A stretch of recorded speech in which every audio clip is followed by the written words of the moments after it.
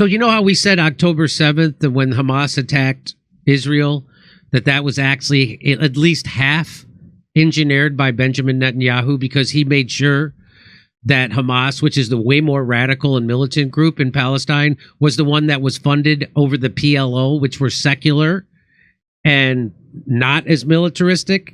So he wanted to make sure Hamas was propped up so that they could always say, we can't negotiate, they're terrorists. So he made sure they kept funding Hamas and not the PLO. And so when the attack happened, where were they? Where the most surveilled place in the world is Gaza, and Israel didn't respond for hours and hours to the attacks. Tiny Israel, not a lot of distance to drive. It's a very tiny country. The IDF told the ravers to go ahead. It's totally cool to rave next to the concentration camp. That's right. Even though the security people warned the Israel military we shouldn't have this rave, they said, go ahead with it, because they wanted this to happen so they could use this as a pretext, the October 7th attacks, to go in and wipe out the people of Gaza and take over their land. That's what this was always about. Israelis know this, by the way, but they'll hide it from you because they still want your money. So here, Israel Exposed tweets out this video of this IDF soldier telling the truth about it. He says that we received orders from the Golani Brigade commander on October 7th to cancel all patrols along the Gaza border from 5:20 a.m. to 9 a.m. Israeli soldier testifies to the Knesset committee. So they were told to stand down, and let's listen to it. So I'm just going to play this. News Fist Happening TV got the English translation of this. So you can turn this down and I'll just say it. So 6:30 in the morning on October 7th, you're at the outpost. For us, October 7th starts before 6:30, says this guy. I was a soldier in the mortar platoon of the Golani Brigade's 13th Battalion. And that night, myself, Yoram Sur, and Sergeant Tamar Ben Yehuda, may he rest in peace, the three of us were pulling an all-nighter. On Sabbath and holidays, we let ourselves pull an all-nighter until the dawn stand to. And you know, we in the mortar platoon have time to sleep until the next stand to.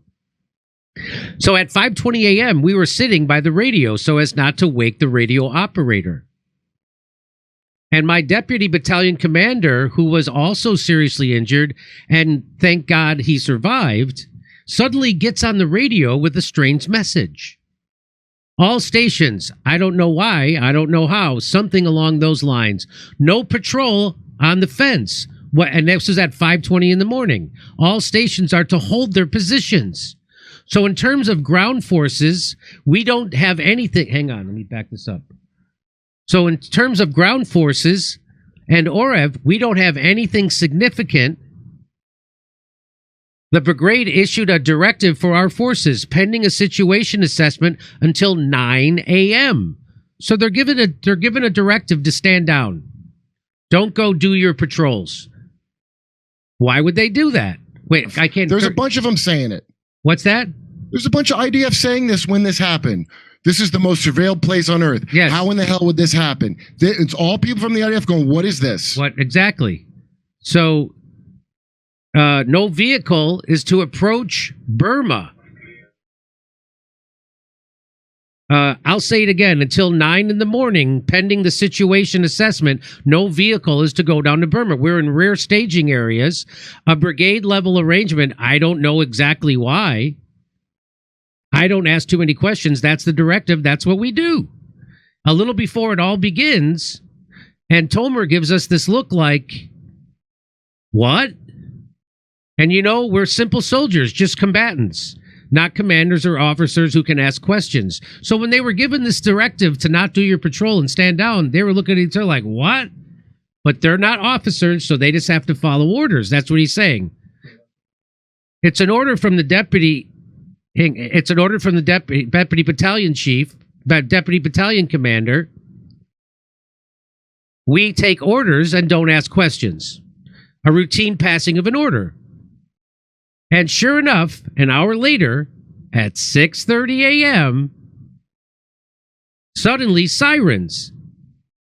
I've been living with this since October 7th. That's what he says. And I was very afraid to talk about this.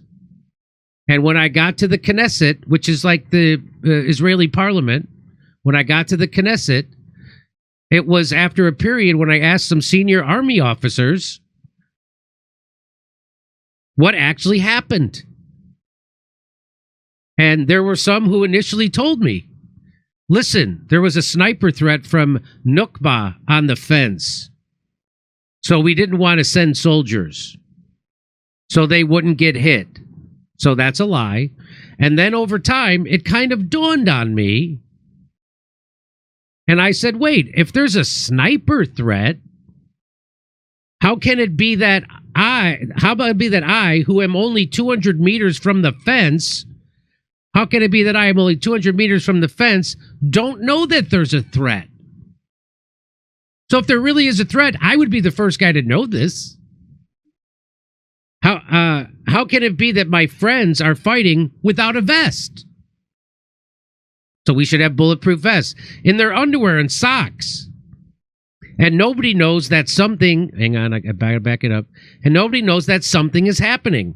We're only 200 to 300 meters from the fence. And then that was on my mind again. And really, I was suddenly invited to the Knesset. I felt that this was the real opportunity to open this subject and talk about it and to actually understand what happened there. And look, like you're saying, to a lot of people, it sounds strange. And what actually happened there. And we're going back to this again. And I'll be honest, Hilla, he says, I've been living with this, some kind of hole in my brain since October 7th. That something in my heart feels to me that, listen, I don't know what was there. I want to understand what happened like everyone. Look, the deputy battalion commander wasn't a sniper threat because the deputy battalion commander says, I have no idea why.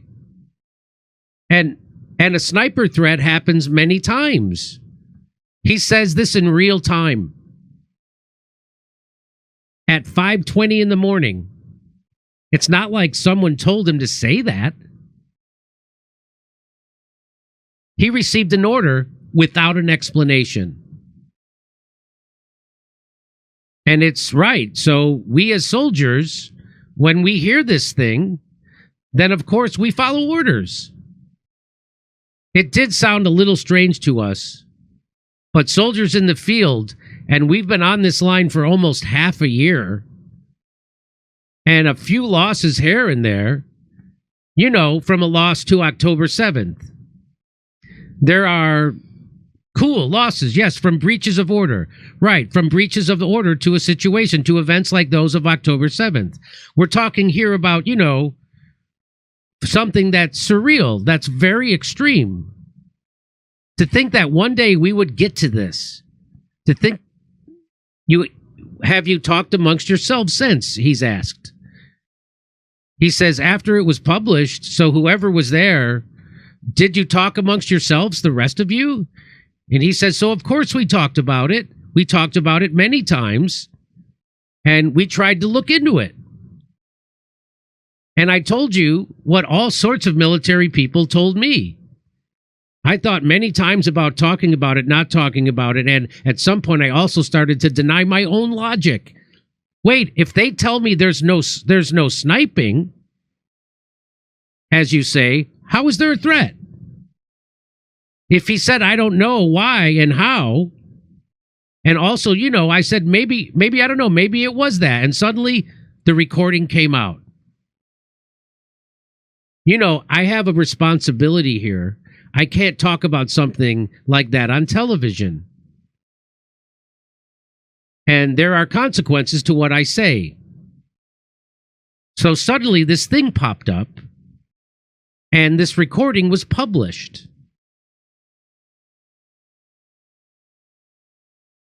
And what can I tell you? Like me, like you, like all the people of Israel, I want to understand what happened on October 7th.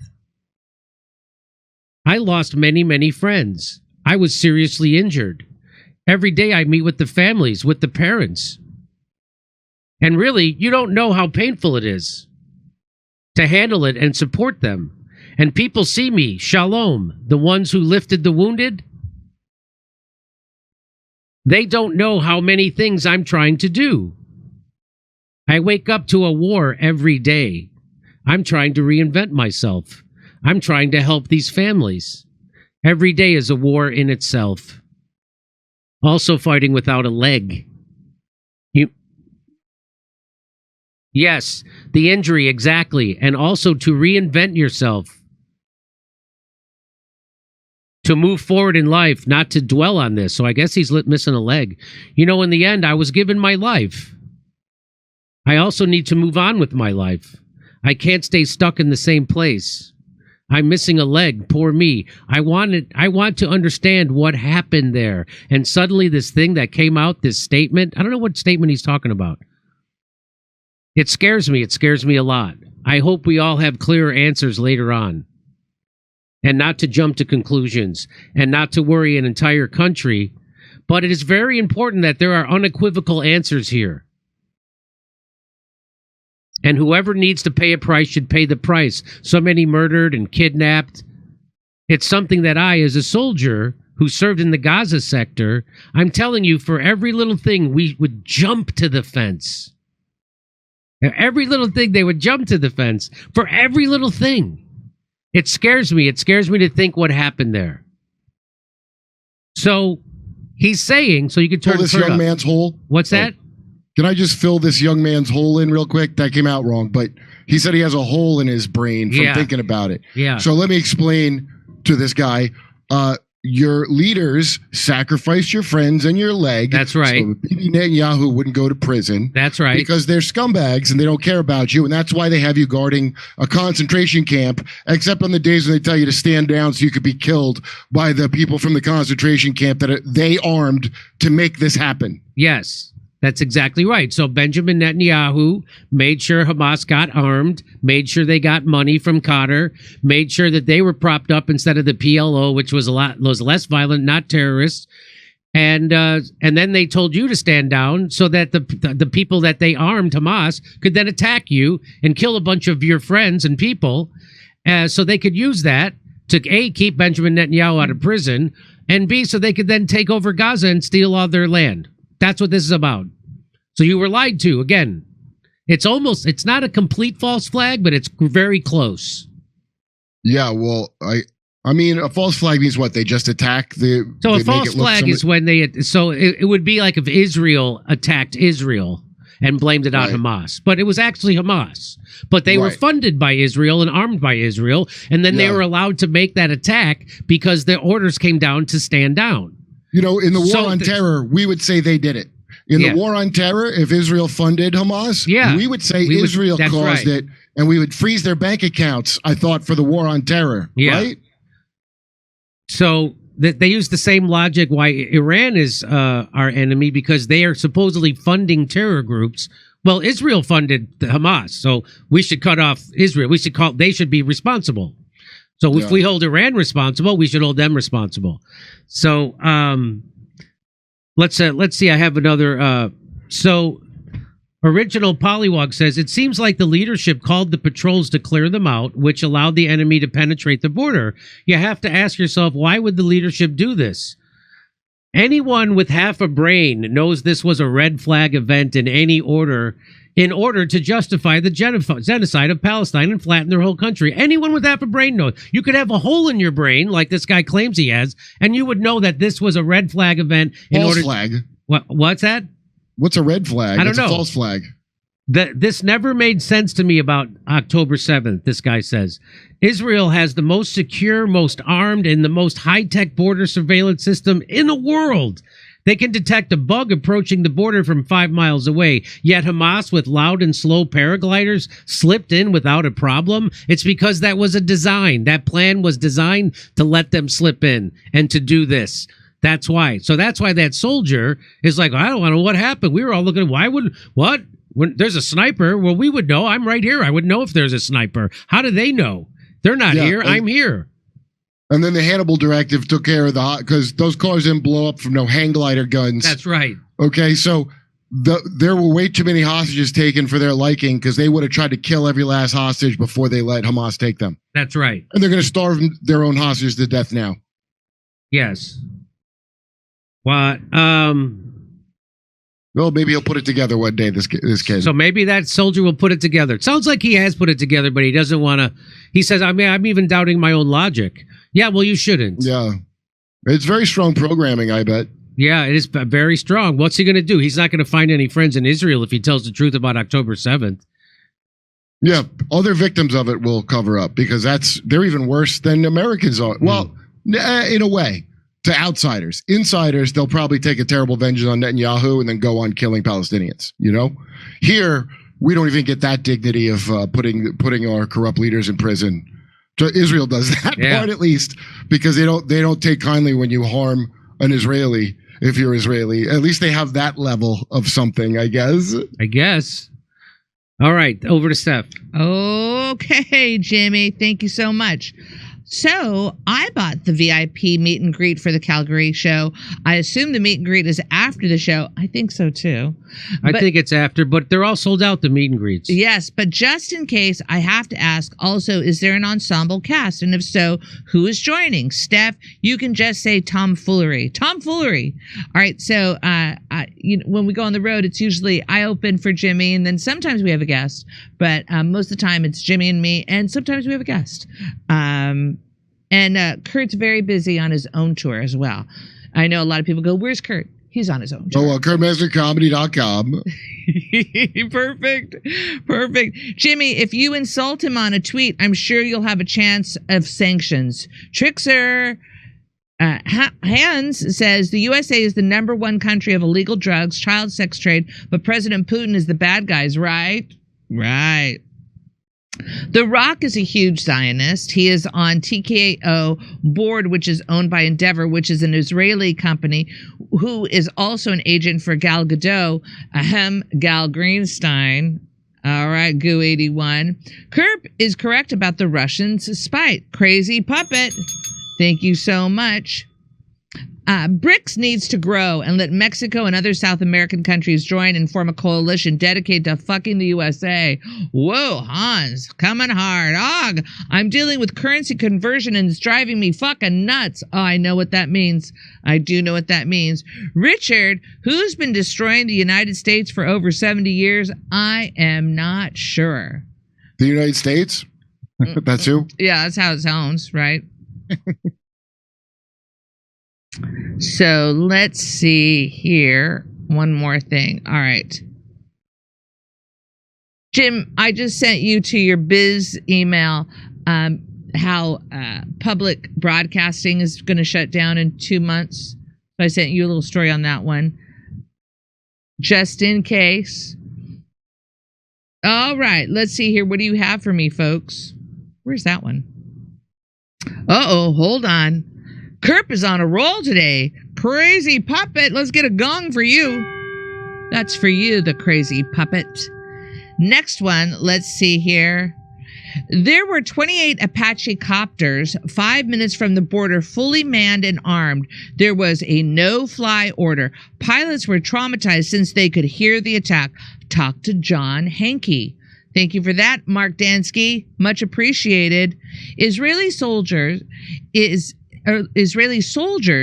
openly admits that they use force for the smallest thing. So having an armed build-up and stand-down orders in mind is mind-boggling.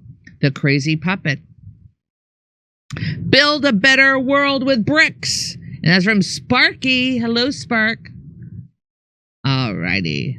The controversy of Zion, Douglas Reed, 1978. Thank you for the recommendation, JBGT3. I have shared it with the team. Much appreciated. Okay. Let's see what else I have here.